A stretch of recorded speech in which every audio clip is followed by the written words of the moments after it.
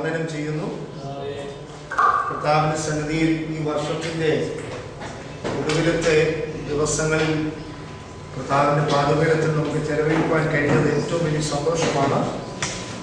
കഴിഞ്ഞ തിങ്കളാഴ്ച മുതൽ ഇവിടെ ഇരുന്ന് തിരുവചനം നാം പഠിച്ചുകൊണ്ട് കടന്നു വന്ന് അനുഗ്രഹിക്കപ്പെട്ട നിലയിൽ ദൈവദാസന്മാർ വചനം നമ്മെ പഠിപ്പിച്ചു. നിങ്ങൾക്ക് തിരുവചനത്തിൽ ധാരാളം അറിവുകൾ, ദൈവവചനത്തിൻ്റെ വെളിപ്പാടുകൾ നിങ്ങൾക്ക് ലഭിച്ചു എന്ന് ഞാൻ വിശ്വസിക്കുന്നു. സ്തോത്രം.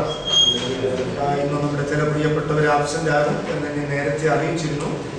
അത്യാവശ്യം ചില യാത്രകൾ അവർക്കുള്ളതും നമ്മുടെ തങ്കച്ചൻ പാസ്റ്റർ ഇവിടെയുണ്ട്. അതുപോലെ തന്നെ കടന്നു വന്നു. അവരെ നമുക്ക് സ്വാഗതം ചെയ്യുന്നു.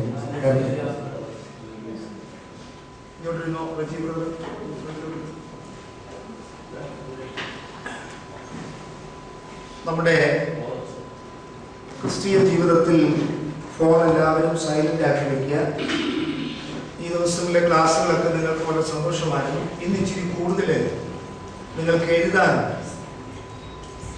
ഞാൻ പറഞ്ഞു പോകുകയല്ല, ഇച്ചിരി കൂടുതൽ എഴുതിയെടുക്കണം. പരിശുദ്ധാത്മാവ് എന്ന ഒരു പ്രധാനപ്പെട്ട വിഷയത്തെക്കുറിച്ചാണ് നമ്മൾ തിരുവചന വെളിച്ചത്തിൽ ധ്യാനിക്കുന്നത്. ഞാൻ ഇന്ന് ക്രിസ്ത്യൻ ഡിസൈബിൾഷിപ്പാണ് എടുക്കണം എന്ന് ആഗ്രഹിച്ചത്. എന്നാൽ ആത്മാവിന്റെ ഉള്ളത്തിൽ ഈ വിഷയത്തെ നിയോഗിച്ചത് കൊണ്ടാണ് ഈ വിഷയത്തിലേക്ക് വന്നത്. പിന്നീട് ഒരു 1 ഡേ പ്രോഗ്രാം നമ്മൾ സഭയായിട്ട് പ്ലാൻ ചെയ്ത് നമ്മുടെ പ്രിയപ്പെട്ട എല്ലാവരും കൂടെ ഒരുമിച്ച് കൂടി വരും ദിവസം ഈ ക്രിസ്ത്യൻ ഡിസൈബിൾഷിപ്പ് വളരെ പ്രധാനപ്പെട്ട ഒരു വിഷയമാണ്. അത് നിങ്ങൾ പഠിച്ചു വരുമ്പോഴേ നാം ക്രിസ്തുവിൻ്റെ മനസ്സുള്ളവരായി മാറുന്ന ഒരു ക്ലാസ്സാണ്. അതിനെക്കുറിച്ച് നമുക്ക് മനസ്സിലാക്കാൻ പറ്റും. ദൈവത്തിൻ്റെ വളരെ ഒത്തിരി ശാന്തമായിട്ട് ഇന്നും നിങ്ങൾക്ക് മനസ്സിലാകുന്ന നിലയിൽ ഞാൻ പറഞ്ഞു തരണമെന്ന് കർത്താവിനെ ആശ്രയിക്കുകയാണ്. ഇതിനകത്തുള്ള ചില വിഷയങ്ങളൊക്കെ ഞാൻ ചില സമയത്ത് ആത്മാവിൻ്റെ ഫലങ്ങൾ നമ്മൾ പഠിക്കുന്നത് ഇതിനകത്ത് പെട്ട ഒരു ഭാഗമാണ്. ചില കാര്യങ്ങളൊക്കെ ഇടയ്ക്കിടയ്ക്ക് ഞാൻ പറഞ്ഞിട്ടുണ്ട്. പക്ഷെ ആദ്യം മുതൽ അവസാനം വരെ പൂർത്തിയാക്കി ഇതൊന്നും ഇതുവരെ ചെയ്യാൻ നമുക്ക് പറ്റിയിട്ടില്ല. ഇന്നത്തെ ഒരു ദിവസത്തിൽ അതിനുവേണ്ടി ശ്രമിക്കുകയാണ്. എത്താവുന്നിടത്തോളം നമുക്ക് എത്താം. ആദ്യം മുതൽ അതിൻ്റെ മുതൽ ഈ കാര്യങ്ങൾ നമ്മൾ പഠിക്കും. പരിശുദ്ധാത്മാവ് എന്ന വിഷയം നാം കേട്ടപ്പോൾ ഒരു മനുഷ്യ ആയുസ്സിൽ, മനുഷ്യ ജീവിതത്തിൽ ഒരിക്കലും പഠിച്ചു തീരാൻ പറ്റാത്ത ഒരു സ്വർഗീയ അനുഭവമാണ് പരിശുദ്ധാത്മാവ്. ഒരു മനുഷ്യന്റെ ആയുസ്സിന്റെ അന്ത്യം വരെ പഠിച്ചാൽ തീരാത്തതും പഠിക്കുന്നതിനേക്കാൾ വിപരീതമായി അനുഭവിക്കുന്നതുമായ ഒരു സ്വർഗീയമായ കാര്യമാണ് നാം ഇന്ന് പകൽ പഠിക്കുന്നത്. പിന്നെന്താ ഇത് പഠിക്കുന്നേ? നാം പഠിക്കുന്ന വിഷയത്തെക്കുറിച്ച് ദൈവവചനത്തിൽ വെളിപ്പെടുത്തപ്പെട്ട കാര്യം മാത്രമേ നാം അറിയുന്നു. നിങ്ങൾ പരിശുദ്ധാത്മാവിനെ കുറിച്ച് പഠിക്കുമ്പോൾ ഇലക്ട്രിസിറ്റി, അതിനെക്കുറിച്ചൊക്കെ തിയറി പഠിക്കാൻ എളുപ്പമാണ്. പക്ഷെ പഠിച്ച തിയറി ആയിരിക്കില്ല നിങ്ങൾ തൊടുമ്പോൾ അനുഭവിക്കുന്നത്.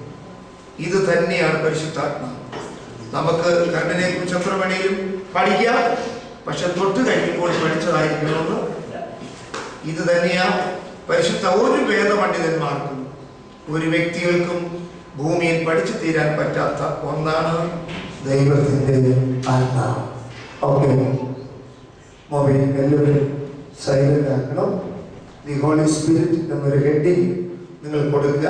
നല്ല വൃത്തിയായിട്ട് നിങ്ങൾ എഴുതണം. ബുക്കില്ലാത്ത ആരെങ്കിലും ബുക്ക് തരാം. നോട്ട് ബുക്ക് ഇല്ലാത്ത ബുക്ക് തരാം. ബുക്ക് വേണ്ടിയിട്ട് കാര്യം തീർച്ചയായിട്ടും നോട്ട് ബുക്കില്ലാത്ത പേന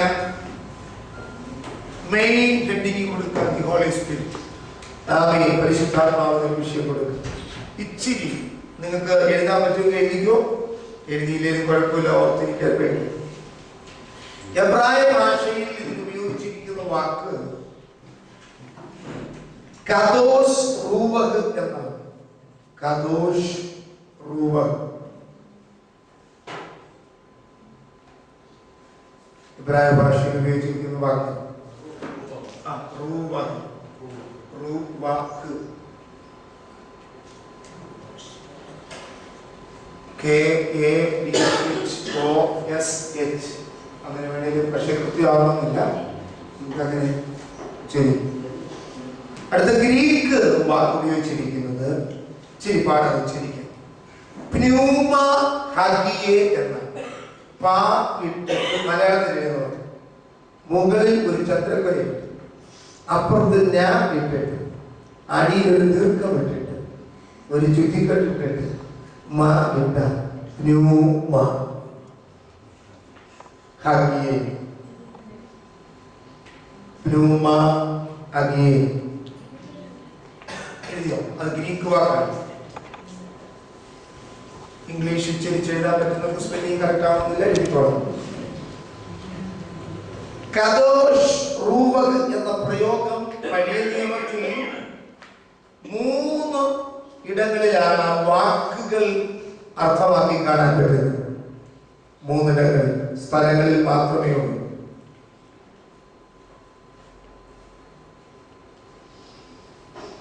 നമ്മൾ ഇതിൽ ഒത്തിരി നേരം നിൽക്കുന്നില്ല, ഒത്തിരി മുമ്പോട്ട് പോകാനുണ്ട്. സങ്കീർത്തനം 51:11, യെശയ്യാവ് 63:10-11 നോട്ട് ചെയ്ത് വെച്ചു. ഇവിടെയൊക്കെ ഈ വാക്കുകൾക്ക് അർത്ഥം വരുന്ന പദം ചേർത്തിട്ടുണ്ട്. പുതിയ നിയമത്തിൽ പരിശുദ്ധാത്മാവ് 90 പ്രാവശ്യം, പുതിയ നിയമത്തിൽ പരിശുദ്ധാത്മാവ് 90 പ്രാവശ്യം ഉണ്ട്.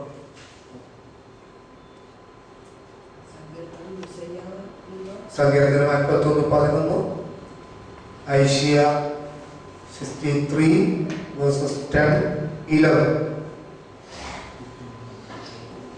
പുതിയ നിയമത്തിൽ പരിശുദ്ധാത്മാവ് 90 പ്രാവശ്യമുണ്ട്. പഴയ നിയമത്തിൽ റൂവക് എന്ന പദം 378 പ്രാവശ്യം ഉപയോഗിച്ചിട്ടുണ്ട്. പഴയ നിയമത്തിൽ റൂവക് എന്ന പദം 378 തവണയും 378 ദാനിയേലിൽ 11 അരാമ്യ പ്രയോഗങ്ങളും ഉപയോഗിച്ചിട്ടുണ്ട്. നിങ്ങൾ വേണേ നോട്ട് ചെയ്ത് വെച്ചാൽ പോകണം.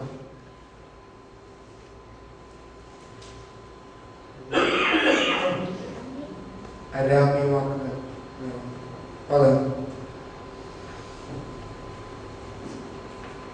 നിങ്ങൾക്ക് പിന്നെ ഈ ഫാൻ ഓഫ് ചെയ്യണം. കിടക്കട്ടെ. ഇവിടെ ബുക്ക് നമ്മുടെ രാജമ്മ ആൻറ്റിക്ക് ബുക്ക് കൊടുക്കാനുണ്ടോ? ആൻറ്റി എഴുതിയെടുക്കുന്നുണ്ടോ? എഴുതിയെടുക്കാമോ? കൊടുക്കും. ബുക്ക് പേന പേന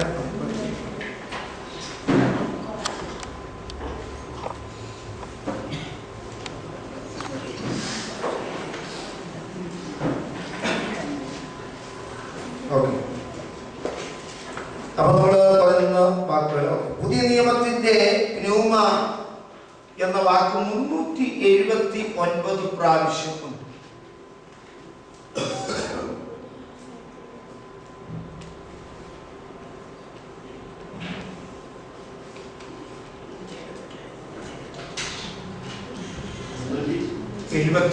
പ്രാവശ്യം.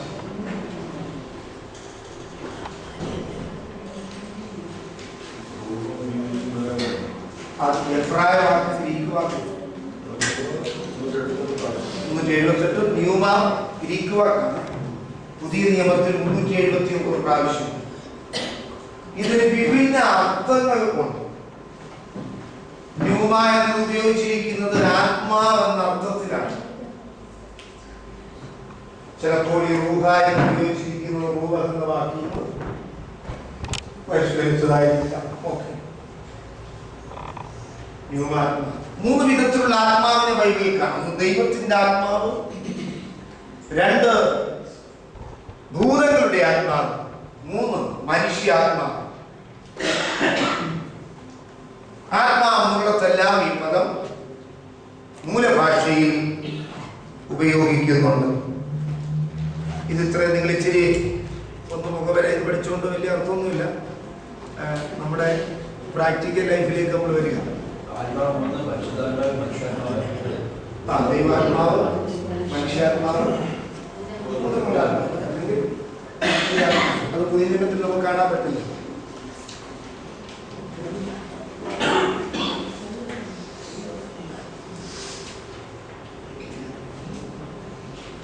ഓക്കെ, നിങ്ങൾ ഫ്രീ ആയല്ലോ. ഇനി ഞാൻ ഇച്ചിരി മുഖവര പറയുമ്പോൾ എന്തെങ്കിലും കിട്ടുന്നെങ്കിൽ നോട്ട് ചെയ്തോ. പിന്നെ നമ്മൾ മെയിനായിട്ട് വാക്യസഹിതം ഓരോന്ന് എഴുതിയെടുക്കും.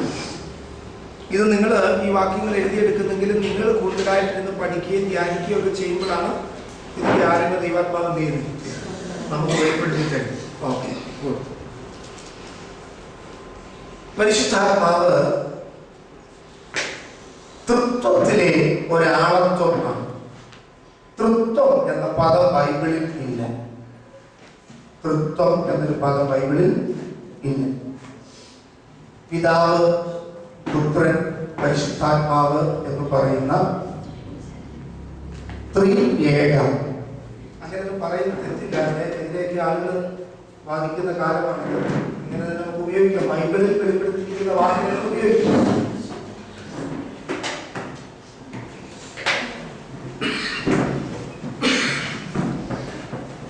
തൃത്വത്തിൽ ഒരു ആളത്വമാണ്. സാധാരണ ആളുകൾ പരിശുദ്ധാത്മാവിനെ വിശ്വസിക്കുന്ന സത്യം, ശക്തി അനുഭവിക്കുന്ന സത്യം.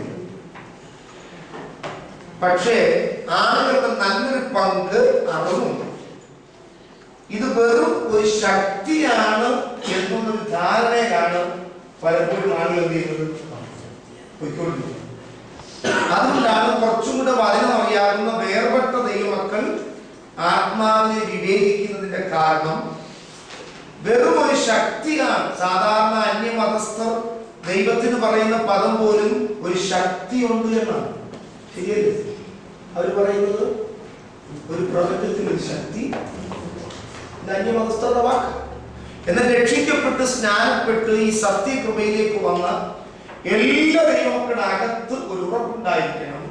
പരിശുദ്ധാത്മാവ് കേവലം ഒരു ശക്തിയോ ഒരു കാറ്റോ ഒരു അഗ്നിയോ ഒരു പ്രാവോ ഇങ്ങനെ ബാഹ്യമായി പ്രകടിപ്പിക്കുന്ന വെറും ഒരു അനുഭൂതി അല്ല. പരിശുദ്ധാത്മാവെന്ന് വേർപെട്ട ദൈവമക്കളുടെ അകത്ത് നല്ല ഉറപ്പുണ്ടായി. അതിന്റെ തെളിവുകളാണ് നമ്മൾ പരിശോധിക്കാൻ.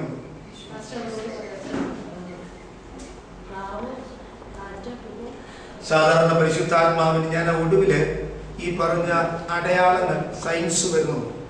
അപ്പം പരിശുദ്ധാത്മാവിനെ ചൊല്ലിയായിരിക്കുന്നത് ഒരു ശക്തി. ചില ആരാധന പറയും എനിക്ക് കുളിർമയുണ്ടായി, ചില പറയും ഞാൻ കാറ്റ് കണ്ടു. അപ്പൊ ഇതൊക്കെ തെറ്റാണെന്ന് ചോദിച്ചാൽ അല്ല, അതിലേക്ക് നമ്മൾ വരും. ചില പറയും ഞാൻ തീ കണ്ടു. അപ്പൊ ആളുകളുടെ ധാരണ എന്റെ ശരീരത്തിൽ ഫീൽ ചെയ്ത എന്തോ ഒരു പവർ മാത്രമാണ് ആര്, പരിശുദ്ധാത്മാവ്.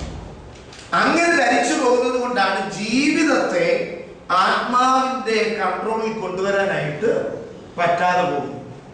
മനസ്സിലാകുന്നു? ഓക്കെ. അപ്പൊ കേവലം ഒരു ശക്തിയോ കാറ്റോ ഒരു അഗ്നിയോ ഇതൊന്നും മാത്രമല്ല, അല്ലാന്ന് ഞാൻ പറഞ്ഞില്ല, അത് മാത്രമല്ല ആര്, ഓക്കെ. ത്രിയേകോ ഞാൻ പറഞ്ഞു, തൃത്വത്തിൽ മൂന്നാമത്. അങ്ങനെ വേണേ ചോദിക്കും. മറിച്ച് പരിശുദ്ധാത്മാവ് ഒരു വ്യക്തിത്വമുള്ള ദൈവമാണെന്ന് നമ്മൾ ബൈബിളിൽ നിന്ന് തെളിയിക്കണം. ഒരു വ്യക്തിത്വമുള്ള ആരാണ്? വ്യക്തിയാണ്, ദൈവമാണ് പരിശുദ്ധാത്മാവ്.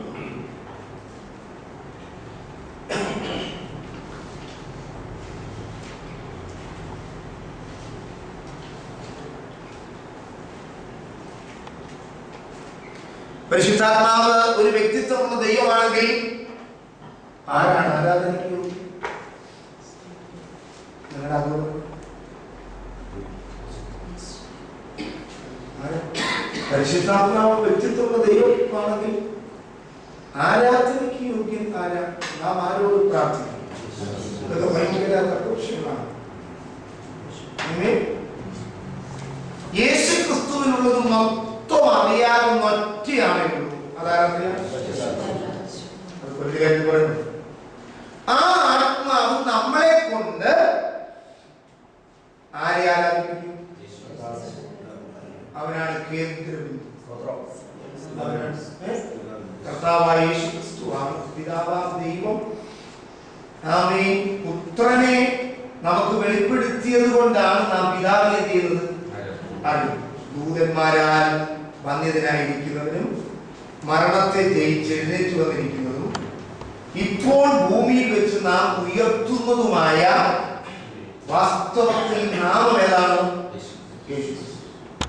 യേശുക്രിസ്തു നാമം നാം ഉയർത്തുന്നത്. പക്ഷേ പിതാവ് ആകർഷിച്ചിട്ടല്ലാതെ ആർക്കും ഈ പുത്രത്വത്തിലേക്ക് വരാൻ കഴിയില്ല. അപ്പൊ നമ്മൾ യേശുവിന്റെ നാമത്തിൽ പിതാവിനോട് എന്ത് ചെയ്യുന്നു? പ്രാർത്ഥിക്കും. അങ്ങനെ നിങ്ങൾ എന്റെ നാമത്തിൽ അപേക്ഷിക്കും. സ്വർഗ്ഗസ്ഥനായ എന്റെ പിതാവ്, ദൈവമേ എന്ന് വിളിക്കുന്നത്, കർത്താവേ എന്ന് വിളിക്കുന്നത്, പരിശുദ്ധാത്മാവേ വരണമേ എന്ന് പറയുന്നതിനകത്ത് തെറ്റുകളൊന്നും ഇല്ല. യേശുവിന്റെ നാമത്തിൽ പ്രാർത്ഥിക്കും. നമ്മുടെ രക്ഷകനെ നമുക്ക് വിളിക്കാൻ തെറ്റില്ല.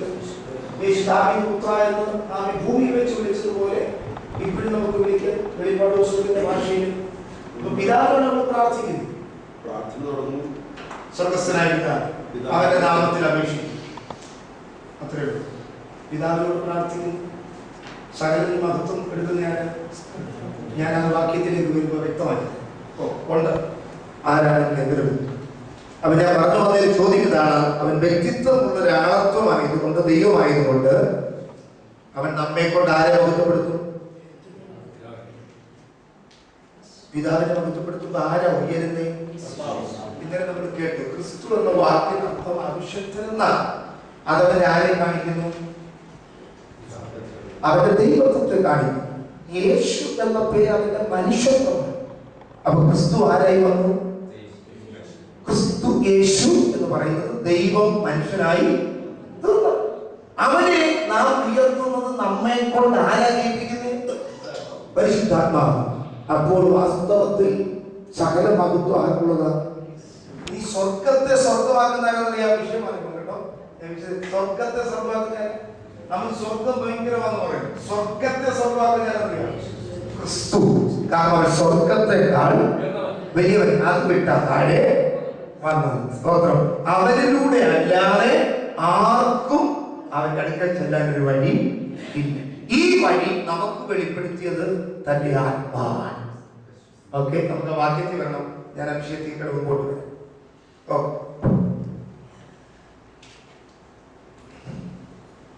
അപ്പൊ നമ്മള് പ്രത്യേക വ്യക്തിത്വമുള്ള ദൈവമാണെന്ന് തെളിവുകൾ തിരുവചനം വ്യക്തമാക്കുന്നു. ഇനി നിങ്ങൾ നമ്പർ 1 എന്നോ ആൽഫബറ്റിക് ഓർഡറിൽ എ എന്നോ എന്തെങ്കിലും ഒരു സബ് ഹെഡിങ് കൊടുക്കും. പരിശുദ്ധാത്മാവിന്റെ ആളത്വം. പരിശുദ്ധാത്മാവിന്റെ ആൾ നിങ്ങളുടെ മനസ്സിൽ എഴുതുക. പരിശുദ്ധാത്മാവിന്റെ ആളത്വം.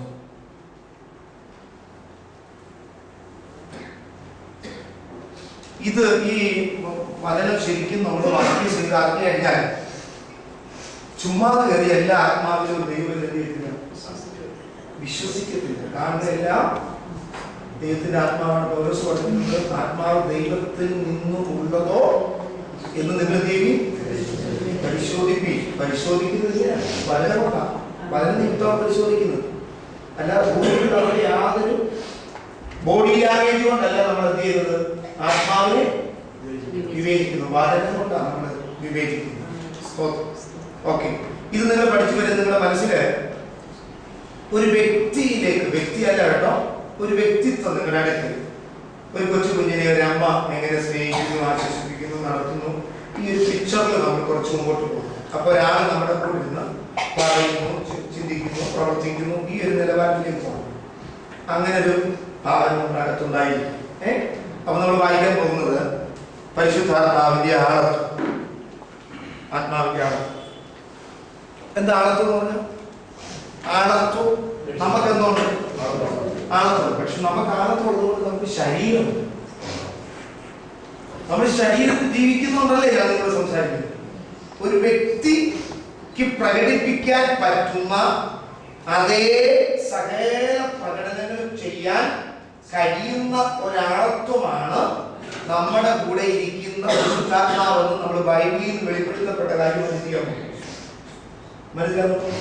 അപ്പൊ എപ്പോഴും നമ്മുടെ കൂടെ ഉണ്ടായിരിക്കുന്ന ഒരാൾ. അങ്ങനെയെങ്കിൽ നമുക്ക് പഠിക്കാൻ പറ്റുന്നത് അതിന് ബൈബിൾ എന്താ പറഞ്ഞിരിക്കുന്നത്? ഒരു വ്യക്തിക്കുണ്ടായിരിക്കേണ്ട പ്രത്യേകതകൾ പരിശുദ്ധാത്മാവിന് നോട്ട് ചെയ്തു. ഒരു വ്യക്തിക്കുണ്ടായിരിക്കേണ്ട പ്രത്യേകതകളെല്ലാം തന്നെ ഉള്ളതിനെ യേശുക്രിസ്തു പരിശുദ്ധാത്മാവിനെ ഇൻവെർട്ടഡ് കോമയിൽ നിങ്ങൾ കണ്ടത് അവൻ എന്ന് അഭിസംബോധന ചെയ്തിരിക്കുന്നു. അവൻ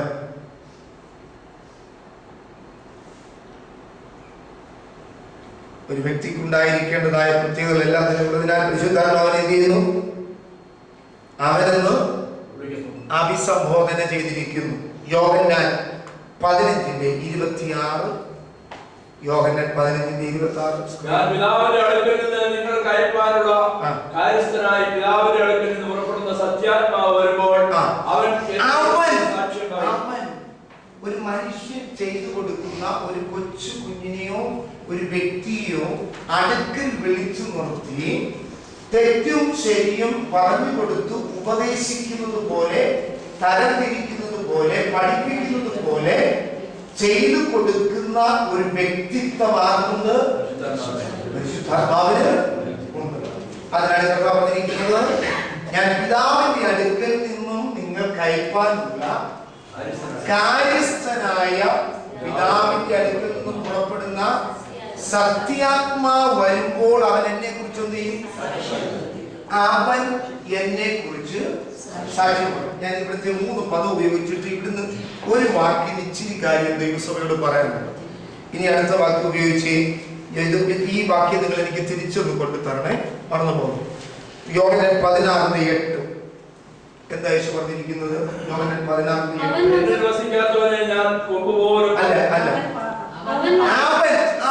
അവൻ നിങ്ങൾ അണ്ടർലൈൻ ചെയ്യണം. ഇൻവെർട്ടഡ് കോമയിലാണ്.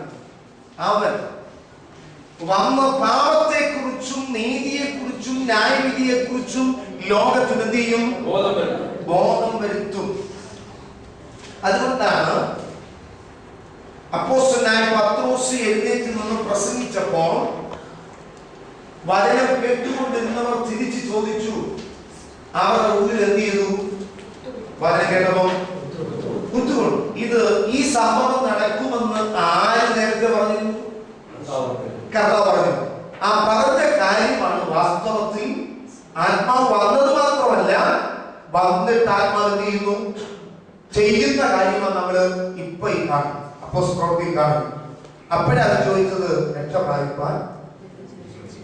അതിനെ കുറിച്ച് നമ്മൾ കഴിഞ്ഞ ദിവസം കേട്ടപ്പോൾ അത് കുറ്റബോധമല്ല, ശരിക്കും എന്താണ്? പാപബോധം. മനസ്സിലാവുന്നുണ്ടോ? അപ്പൊ പാപബോധം വരുത്തുക എന്ന് പറഞ്ഞാൽ ഈ വചനം കേട്ടപ്പോൾ ആ മനുഷ്യന്റെ ആത്മാവിന്റെ ദൃഷ്ടി എന്ത് ചെയ്തു എന്ന് പറഞ്ഞാൽ കണ്ണ് കാണാൻ വയ്യാത്ത ഒരു മനുഷ്യന് കാഴ്ച കിട്ടിയ പോലെ സംഭവിച്ചത് ആര് ചെയ്തതാണ്? നിങ്ങൾ ബൈബിൾ മൊത്തം പറഞ്ഞു. ഇതിനിടയ്ക്ക് വെച്ച് നിങ്ങളെ ഒന്ന് മനസ്സിലാക്കി തരാം. നിങ്ങൾ ബാലൻസ് ചെയ്ത് കൊണ്ടുപോകേണ്ട ഒരു കാര്യമാണ്. വാസ്തവത്തിൽ പുതിയ നിയമസഭയിൽ സകല പ്രവൃത്തിയും ചെയ്യുന്നത് ആരാണെന്നൊരു വെളിപ്പാട് ദൈവമക്കളകത്ത് ഉണ്ടാകും. ആരാണ്? പരിശുദ്ധാത്മാവിനെ കൂടാതെ പുതിയ നിയമത്തിന്റെ സഭയ്ക്ക് യാതൊരു പ്രവൃത്തി ചെയ്യാൻ കഴിയുകയില്ല. അപ്പൊ അവൻ രണ്ടിടത്ത് അവൻ കണ്ടല്ലേ? ഒന്നെവിടെ കണ്ടേ? യോഹന്നാൻ 15, യോഹന്നാൻ 16. ഇനി എന്താ യോഹന്നാൻ 16:14 പറയുന്നത്? അവൻ യേശു പറയാം, എനിക്കുള്ളതിൽ നിന്ന് എടുത്ത് നിങ്ങൾക്ക് അറിയിച്ചു തരുന്നു. 16:14 എടുത്ത് നിങ്ങൾക്ക് എന്ത് ചെയ്യും? അറിയിച്ചു തരുന്നത്. വാസ്തവത്തിൽ ദൈവിക കാര്യങ്ങളുടെ കലവറകൾ, ദൈവിക മർമ്മങ്ങൾ, ദൈവിക വെളിപ്പാടുകൾ, ദൈവിക കാര്യങ്ങൾ ഒരു മനുഷ്യന് വെളിപ്പെടുത്തി കൊടുക്കുന്നത് യൂണിവേഴ്സിറ്റിയോ അതോ പരിശുദ്ധാത്മാവോ?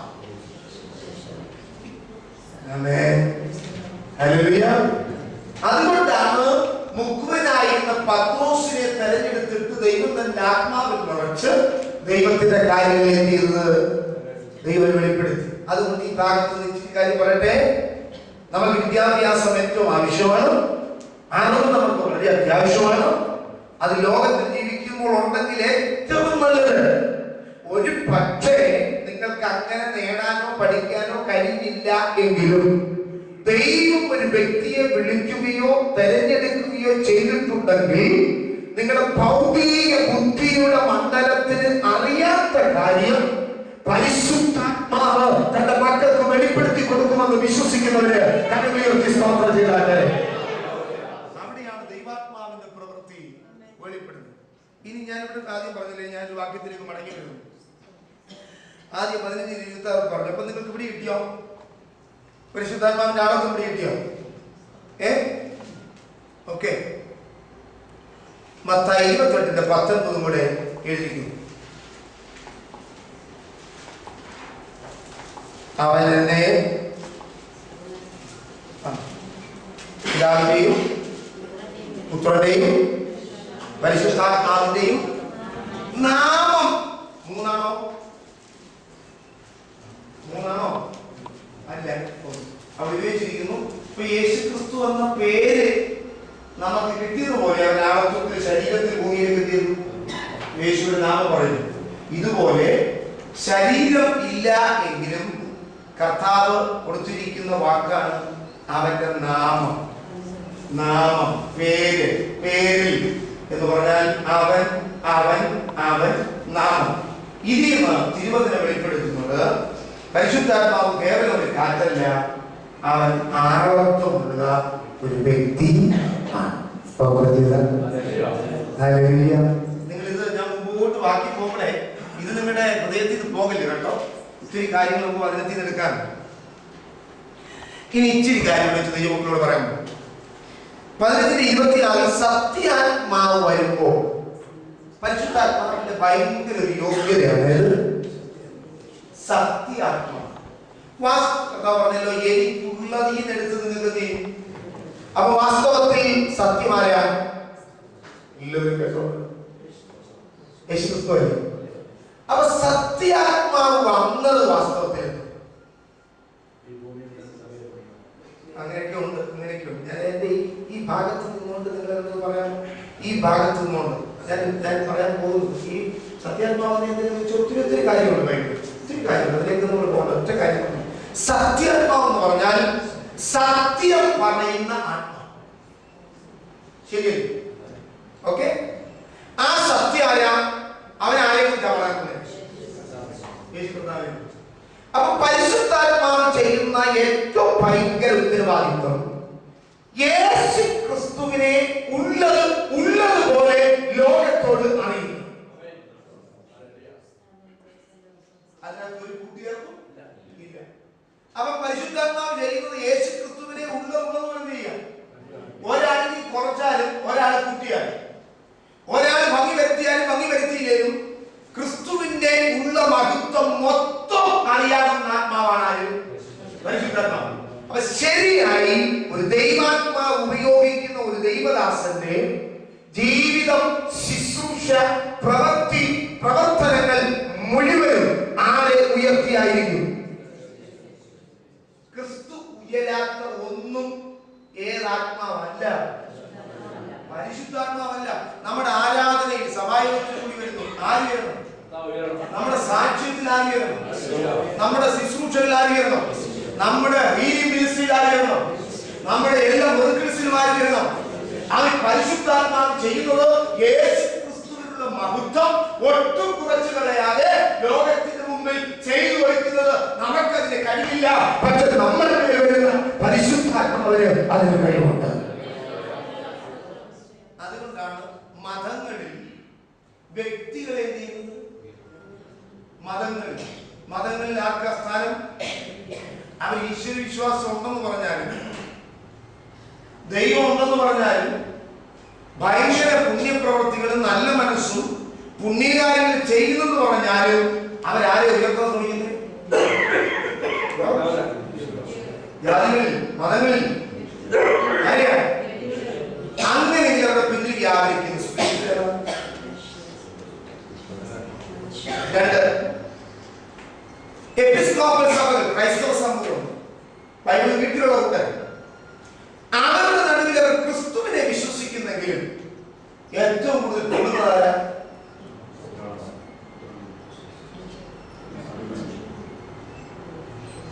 കത്തോലിക്കർക്ക് പച്ചക്കൊക്കെ തുറന്നു പറഞ്ഞാൽ അവർ ജീവൻ അർപ്പിക്കാനും എന്തും ചെയ്യാൻ മടിക്കാത്ത ഒരാളാണ് മാർപ്പാപ്പ. ശരിയല്ലേ? അതൊരു മടി. വാസ്തവത്തിൽ ജനത്തിന്റെ തീഷ്ണത കണ്ടിട്ടുണ്ടോ? കുറച്ചു പേരെ കണ്ടിട്ടില്ലേ? ടിവിയിലും തെരഞ്ഞെടുപ്പിലും പുള്ളി പോകുമ്പോഴും കൈ കാണിക്കുമ്പോഴും വീശുമ്പോഴും ഒക്കെ കണ്ടിട്ടില്ലേ? വാസ്തവത്തിൽ യേശു ക്രിസ്തുവിനെ അത്രയും അവർക്കറിയാം. ഒട്ടും അറിയത്തില്ലെന്ന് പറയുന്നതായിരിക്കും കുറച്ചുകൂടെ നല്ലത്. അപ്പൊ വ്യക്തികളെ, മനുഷ്യരെ ദൈവത്തിന് പകരം ദൈവത്തിന് കൊടുക്കേണ്ട ബഹുമാനം കൊടുക്കാതെ പൊക്കിക്കൊണ്ടുവരുന്ന ആരാ? ഇതേതാത്മാവറിയാം? ലൂസിഫർ ചെയ്ത പണി എന്താണെന്നറിയാം?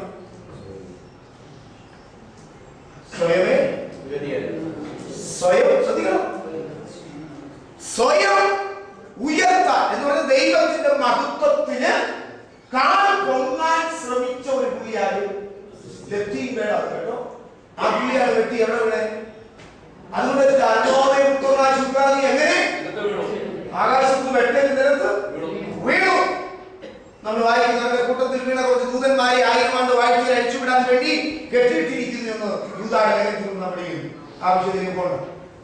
എന്നാൽ ഈ ഇവൻ ചെയ്ത പണി, ഇവന്റെ കൊതിയുള്ള സാധനമാണ് സൗന്ദര്യവൽക്കരണം. എന്റെ വിഷയം ഹലോ, അവനാരായിരുന്നു? അവന് ഭയങ്കര ഇഷ്ടമുള്ള സാധനമാണ്. അതുകൊണ്ട് ആ സാധനം ഭൂമിയിൽ അവൻ പലരുടെ കയ്യിൽ അടിച്ചേൽപ്പിക്കാൻ ഇന്ന് ശ്രമിച്ചുകൊണ്ടിരിക്കുക. സ്തോത്രം. പിന്നെ തന്നെത്താൻ എന്ത് ചെയ്യുക? ഉയർത്തുക, മഹത്വം എടുക്കാൻ ശ്രമിക്കുക, മറ്റുള്ളവരുടെ മുമ്പിൽ നമ്മൾ ഹീറോ ആകാൻ ശ്രമിക്കുക. ഈ സ്പിരിറ്റ് ഏതാണെന്നറിയാം? സ്തോത്രം. എനിക്ക് പറയാതെ ഭയങ്കര അപകടം. നിങ്ങൾക്ക് എന്ത് ശുശ്രൂഷതയുണ്ടെന്നാലും, എന്ത് കൃപ തന്നാലും, കഴിവ് തന്നാലും, ക്രൂശിൽ മറഞ്ഞിരിക്കുന്നവർക്കായി ദൈവത്തിന് സ്തോത്രം ചെയ്യണം. ദൈവത്തിന്റെ സഭ ഈ കഴിഞ്ഞ ദിവസത്തെ ക്ലാസ്സിൽ നിന്ന് വ്യത്യസ്തമായിട്ട് ഞാൻ നിങ്ങളെ ഫോക്കസ് ചെയ്യുന്നത് ഈ വചനവും നമ്മുടെ ജീവിതവുമായിട്ട് ബന്ധപ്പെട്ട് ഇത് ബ്ലഡിനകത്തൂടെ ഒന്ന് കയറി ഇറങ്ങി ഈ വചനഭാഗം പോലെ നമ്മളൊന്ന് മാറുന്നതായിരിക്കണം ഈ ക്ലാസ്. അഭിവൃദ്ധി ഉണ്ടാകും. അങ്ങനെ ശ്രദ്ധിച്ചോണം. ദൈവവചനത്തിന് ചേരാത്ത പുകഴ്ചയോ മഹത്വമോ പ്രശംസയോ കൈയടിയോ സ്വീകരണമോ പൊക്കലോ എന്തെങ്കിലും ഒരു വിശുദ്ധന്റെ പക്കൽ വരുന്നെങ്കിൽ ഓർത്തോണം, മറ്റേ പുള്ളി അതിന്റെ പുറകിൽ. എത്ര പേര് യോജിക്കുന്നുണ്ട്? അതുകൊണ്ട് ഏറ്റവും നല്ലത് പ്രശംസ കിട്ടുമ്പോൾ നമ്മൾ എന്ത് ചെയ്യരുത്? നിഗളിക്കരുത്. എന്ത് നല്ല കാര്യങ്ങൾക്കും അഭിനന്ദനം പറയണം നമ്മൾ, കേട്ടോ. നല്ല വാക്ക് ബൈബിള് പറഞ്ഞിരിക്കുന്നു, അത് ഉപയോഗിക്കണം. പക്ഷേ നാം ആരായിരിക്കണം? ദൈവസന്നിധിയിൽ ദൈവമഹത്വത്തിന് വേണ്ടി മറഞ്ഞിരിക്കുന്നവർ ആയിരിക്കണം. നമ്മുടെ ആരാധനയിൽ, നമ്മുടെ ശുശ്രൂഷയിൽ, നമ്മുടെ ബൈബിൾ ക്ലാസ്സിൽ, നമ്മുടെ വീട്ടിൽ, നമ്മുടെ ജീവിതത്തിൽ, നമ്മുടെ എല്ലാ മേഖലകളിലും മറ്റുള്ളവർ നമ്മിലൂടെ കാണേണ്ടത് ആരായിരിക്കണം? കഥാവിയായിരിക്കണം. അങ്ങനെ നമ്മളിൽ വ്യാപരിക്കുന്ന ഒരു ആത്മാവാണ് ആര്? പരിശുദ്ധാത്മാവ്. അപ്പം വേർപെട്ട് രക്ഷിക്കപ്പെട്ട് പുതിയ നിയമ സഭയായി മാറി സ്വർഗത്തിൽ പോകാനിരിക്കുന്ന പെന്തിക്കോസ് സഭകളിലും ഈ സാധനം ഇന്ന് കയറിയിട്ടുണ്ട്. ഞാൻ നിങ്ങൾ തെറ്റിദ്ധരിക്കാൻ പറ്റും. ദേവാസന്മാരെ ബഹുമാനിക്കട്ടെ. നിങ്ങൾ തിരിച്ചു പ്രതികരിച്ചു. ബഹുമാനിക്കണം, സ്നേഹിക്കട്ടെ, ശുശ്രൂഷിക്കട്ടെ. ഈ പുതിയ നിയമത്തിലെ 5 ശുശ്രൂഷകന്മാരിൽ ആരാണ്? ഓക്കെ, ആ പദം കറക്റ്റ് ആണ്. ഒന്നാമൻ അപ്പോസ്തലനും പ്രവാചകനും ഇടയനും ഉപദേഷ്ടാവും സുവിശേഷം. ഇവരെ 5 പേരെ വിളിച്ചായിരുന്നു. 5 പേരെ അഭിഷേകം ചെയ്തായിരുന്നു. എന്റെ ചോദ്യം, ഇതിൽ ആർക്കാ സ്പെഷ്യൽ പ്ലേറ്റിൽ ചോറ് കൊടുക്കണ്ടേ?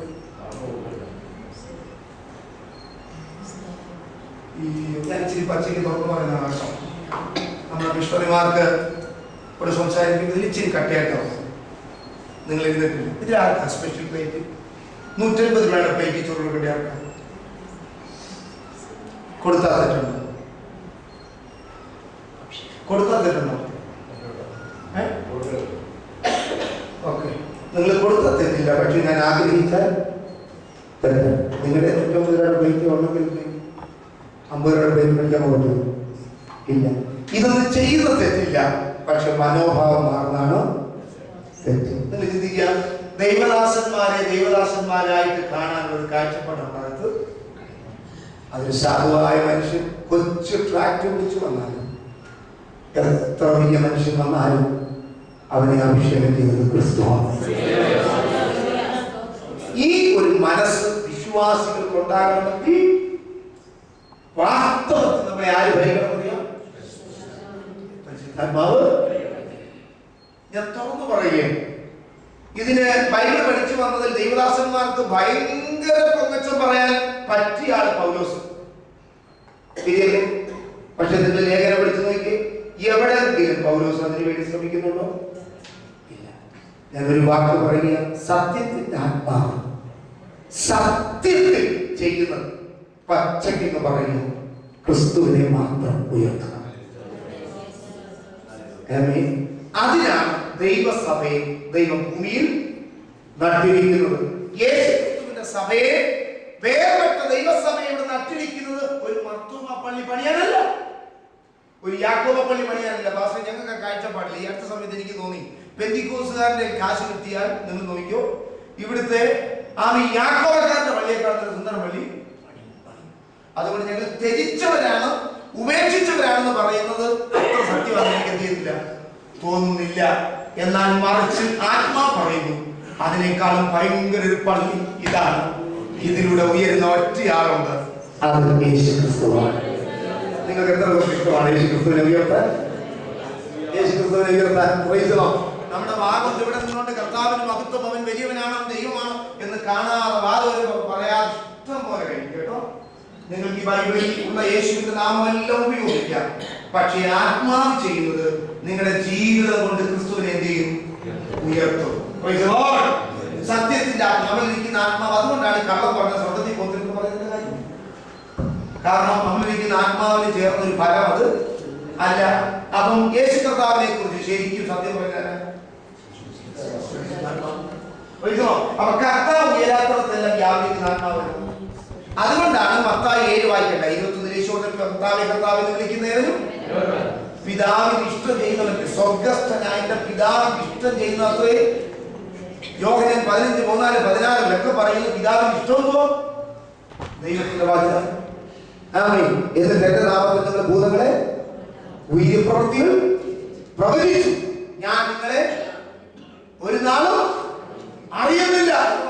കോർപ്പറേഷന് രാവിലെ കോർപ്പറേഷൻകാരനെ ഐഡന്റിറ്റി കാർഡ് ഇട്ടിട്ട് ടാക്സ് വാങ്ങാൻ വീട്ടിൽ വന്നിട്ട് ഞാൻ കോർപ്പറേഷൻ ഓഫീസിൽ നിന്ന് വരിക എന്ന് പറഞ്ഞ് പുള്ളി വന്ന് കാശ് മേടിച്ചോണ്ട് 10 ദിവസം കഴിഞ്ഞ് കോർപ്പറേഷൻ ഓഫീസിൽ നിന്ന് ചോദിക്കുമ്പോ നിങ്ങളുടെ ഒരു ഓഫീസറോട് വന്നിരുന്നെന്ന് പറയുമ്പോൾ അങ്ങനെ ഒരാളെ ഞാൻ വിട്ടിട്ടേ ഇല്ല. വിട്ടേക്ക് നടിക്കാരനാണ് കോർപ്പറേഷന്റെ. മനസ്സിലായോ? സ്തോത്രം ചെയ്താണ്ട് വചനം അനുസരിക്കുന്നത് അത്രേ എവിടെ പോകുന്നത്. ആമേൻ. ഞാൻ അത്ഭുതങ്ങളിൽ വിശ്വസിക്കുന്ന ആളാ. അത് ഈ കാലങ്ങളിൽ നടക്കണമെന്ന് ആഗ്രഹിച്ച് പ്രാർത്ഥിക്കുന്നവരാണ്. അത്ഭുതങ്ങൾ നടന്നതുകൊണ്ടല്ല സ്വർഗത്തിൽ പോകുന്നത്, മറിച്ച് പിതാവിന്റെ ഇഷ്ടം ചെയ്തതുകൊണ്ടാണ്. അവിടെ അത് തെളിയിച്ചിരിക്കുന്നു. എന്നിട്ട് ഞാൻ നിങ്ങളെ അറിയുന്നില്ല, അധർമ്മം പ്രവർത്തിക്കുന്നവരെ, വചനം അനുസരിക്കാത്തവരെ വിളിച്ചിരിക്കുന്ന സ്വർഗത്തിൽ ദൈവം വിളിച്ചിരിക്കുന്ന പേരാണ് അധർമ്മം. എന്റെ വചനം കേട്ടനുസരിച്ച് അടിസ്ഥാനപ്പെട്ട് വീട് പണിയുന്ന ബുദ്ധിയുള്ള മനുഷ്യനോട് അവൻ തുല്യൻ ആകും. ആത്മാവ് ചെയ്യുന്നവരുടെ പ്രവർത്തിക്കായി സ്തോത്രം ചെയ്ത നിങ്ങൾക്ക് മനസ്സിലായോ? പരിശുദ്ധാത്മാവ് എന്താ ചെയ്യുന്നത്? പരിശുദ്ധാത്മാവ് ക്രിസ്തുവിലൂടെ പിതാവ് തന്ന വചനം നമുക്കനുസരിക്കാൻ, അത് ചെയ്യാൻ നമ്മളെ സഹായിക്കുന്നു. സ്തോത്രം. നിങ്ങൾ ഞാൻ എത്ര പഠിച്ചാലും ഈ ഭൗതിക ശരീരം കൊണ്ട് കേവലം ഈ വചനം മൊത്തം അനുസരിക്കാൻ പറ്റുമോ? ഒരു വ്യക്തിക്കും പറ്റില്ല. പക്ഷേ ഈ ശരീരത്തെ ജയിക്കുന്ന മറ്റൊരു ആളത്വം എന്നിലേക്ക് വരുന്നു. ആ ആളത്വം വന്നു കഴിഞ്ഞാൽ എനിക്ക് കഴിയാത്ത, അനുസരിക്കാൻ പാടുള്ള, ഭയങ്കര ബുദ്ധിമുട്ടുള്ള കാര്യങ്ങളെ ഈ ആത്മാവിനെ കൊണ്ട് ചെയ്യിപ്പിക്കും. അങ്ങനെ വിശ്വസിക്കുന്ന ഒരു കർത്താവിനെ സൗകര്യം ചെയ്താൽ ഫ്രീ ആയിട്ട് സ്വത്രമൊക്കെ എനിക്ക് പറഞ്ഞിരിക്കുന്നതിന് തെറ്റൊന്നുമില്ല. എനിക്കത് ഇഷ്ടമാണോ? കുഴപ്പമൊന്നുമില്ല. രണ്ടാമത്തത്,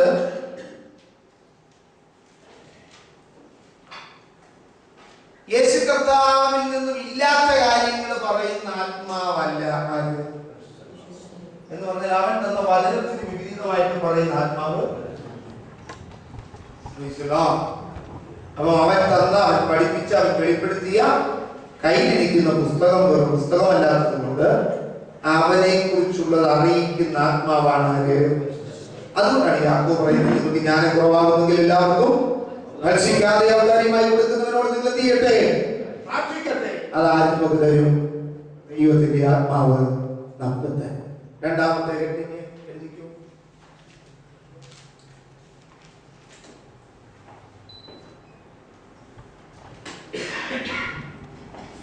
രണ്ടാമത്തെ എന്തോ നിങ്ങൾ ഇട്ട നമ്പർ 1 അതോ എയോ?